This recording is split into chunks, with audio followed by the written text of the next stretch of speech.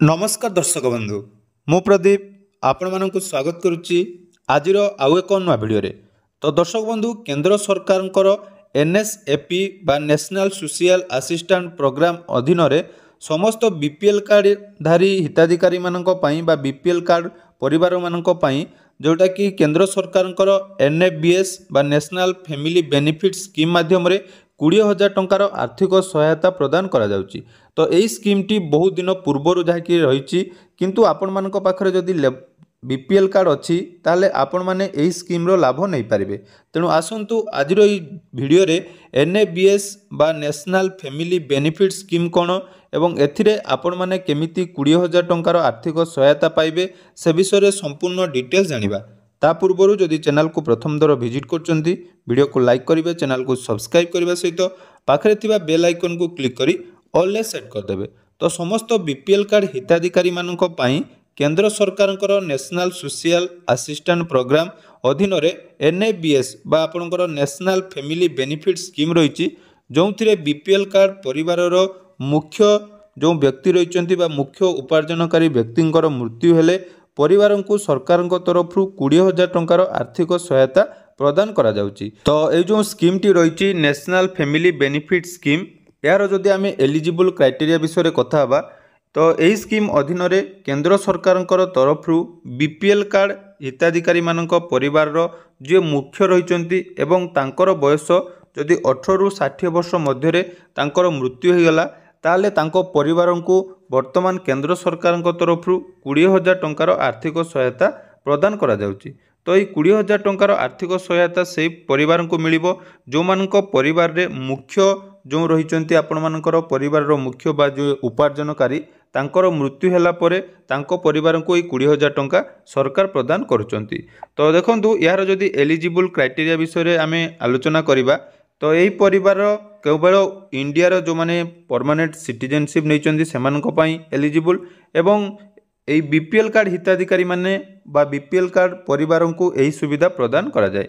तो जो माने primary bread winner of the applicant's family must has been डिक्रीज अर्थात एठी आपण मानकर कोन कह जाउची जे परिवार रो जे मुख्य उपार्जनकारी व्यक्ति रहिचंती तांकर मृत्यु हेले जाई आपण मानक या पई आवेदन करि परिबे।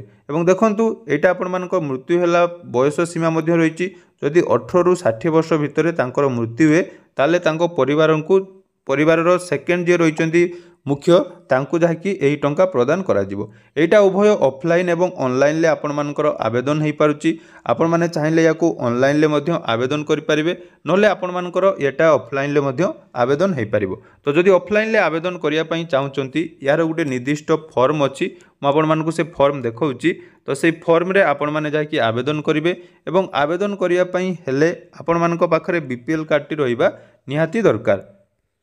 तो देखिपारे ये जो फॉर्म टी आपण मानक रही application form for benefit under NFBS बा नेशनल फैमिली बेनिफिट स्कीम माध्यम ये आपण माने आवेदन करेंगे। आवेदन करने हेले देखंतु प्रथम कौन रही ना डिटेल्स ऑफ द डिक्रीज अर्थात जहाँकर मृत्यु होइछि बा परिवार मुख्य जे थिले तांकर नाम एटी रहिबो तांको बापांकर नाम रहिबो तापरे जेंडर रहिबो age of time of death अर्थात तांकर जेतेबेले डेथ हला तांकर एज केते थिला तांकर एड्रेस विलेज नेम ग्राम पंचायत ब्लॉक डिस्ट्रिक्ट स्टेट सब डिटेल्स आपण माने फिलअप करेंगे।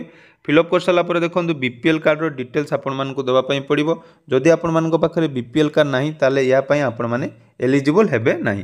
तो सब डिटेल्स दे सारा पर सेकंड जोटा कि रहिबो details of the family member to be provided assistant अर्थात जो तांको पर मृत्यु पर परिवार जो मुख्य अछंती तो तांकर एठी डिटेल्स समान भाव में आपण माने फिलअप करेंगे। तापरे तांकर एठी सिग्नेचर रहिबो सिग्नेचर रही सारा पर आपण मानकर एई फॉर्म को नहीं आपण माने कोउठी सबमिट करिवे देखंतु। तो एई फॉर्म को आपण माने डिस्ट्रिक्ट सोशल वेलफेयर ऑफिसर बा आपण मानकर तहसील सोशल वेलफेयर ऑफिसर पाखरे फ्री ऑफ कॉस्ट जोटा कि फॉर्म पाइबे एवं एई फॉर्म नहीं तांको आपण मानकर सबमिट करिया पई पड़िबो। एवं सबमिट कला परे देखंतु एठी आपण मानकर किछि इंपोर्टेंट जोटा कि डॉक्यूमेंट रिक्वायरमेंट अछि ता भितरे कोन कोन जाउछि देखंतु ना डेथ सर्टिफिकेट आपण मानकर दरकार एवं प्रूफ ऑफ आइडेंटिटी जेमिति कि आपण मानकर आधार कार्ड एड्रेस प्रूफ मध्य आपण माने आधार कार्ड देबे तापरे बीपीएल कार्ड बा राशन कार्ड आपण मानक फैमिली रे देबे तापरे जदि आपण मानक पाखरे फैमिली आईडी बा मेंबरशिप आईडी अछि ता आपण माने प्रोवाइड करेंगे। ता सहित देखंतु document related to the family member to be provided assistant अर्थात वर्तमान आपण माने घरर मुख्य भाव में जहाँ को चयन कर जी फॉर्म टी एप्लाय कर सबू डिटेल्स आपण माने एटी देबे। ता सहित आपण मानकर आधार सीडिंग बैंक अकाउंट एवं पोस्ट ऑफिस रो अकाउंट जोटा भी अच्छे आपण माने देबे। ता सहित पासपोर्ट साइज रो फोटो आपण मानकर एटी लागिवो। एटा गला ऑफलाइन प्रोसेस। आपण माने चाहिले को ऑनलाइन ले मध्य आवेदन करि परिबे। ऑनलाइन ले आवेदन करिया पई हेले आपण माने OMANG जोटा कि रही ओमेगा सेठी मध्य आपण मानकर एठी लॉगिन करि परिबे।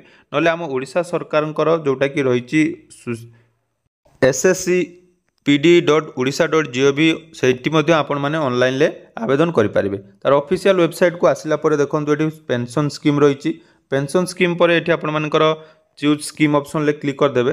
चूज स्कीम ऑप्शन ले क्लिक कला परे तले देखंतु गुटे रही नेशनल फैमिली बेनिफिट स्कीम तो सही ऑप्शन ले क्लिक कर देबे। क्लिक कला परे प्रोसीड आपण माने क्लिक करिवे। प्रोसीड क्लिक कला परे देखंतु एठी आपण मानकर डिटेल्स आसी जिवो अर्थात जेमिति आपण माने ऑफलाइन ले फॉर्म फिलअप करथिले एठी मध्य आपण मानकर फॉर्म फिलअप सही भलिया हबो। प्रथम आपण मानकर डिक्रीज पर्सन जांकर मृत्यु होइछि परिवार रो मुख्य तांकर डिटेल्स देबे। तापरे फादर और नेम और हस्बैंड और वाइफ नेम जहाँ भी आपण मानकर अछि सेटा आपण माने देबे। तापरे तांकर जेंडर सिलेक्ट करिवे। डेट ऑफ बर्थ चूज करेंगे। तापर एज प्रूफ आकार आपण मानकर एटी आधार कार्ड दवाई पड़ो जोटा कि 18 ରୁ 60 वर्ष भितर जो तांकर मृत्यु होची ताले एई बेनिफिट आपण माने पाई परिबे।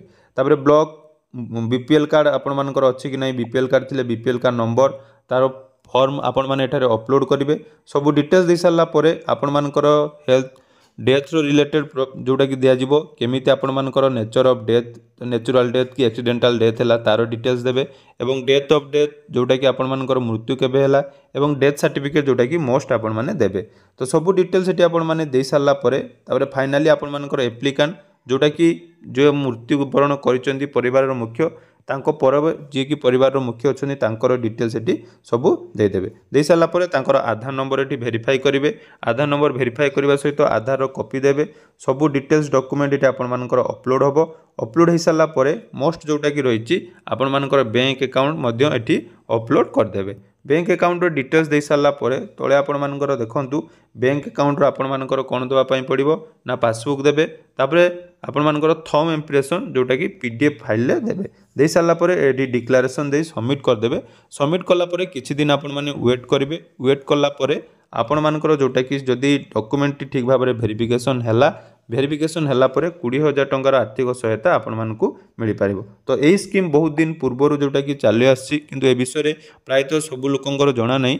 तेणु जदि आपण माने स्कीम विषय जानि नांती ताले आज ही ए स्कीम विषय जानतु एवं आपण मानक परिवार रे जदि बीपीएल कार्ड अछि एवं आपण मानकर परिवार मुख्य जांकर मृत्यु हो जाइछि तांको नाम रे आपण माने ए 20,000 टंकार सहायता राशि वर्तमान पाई परिबे।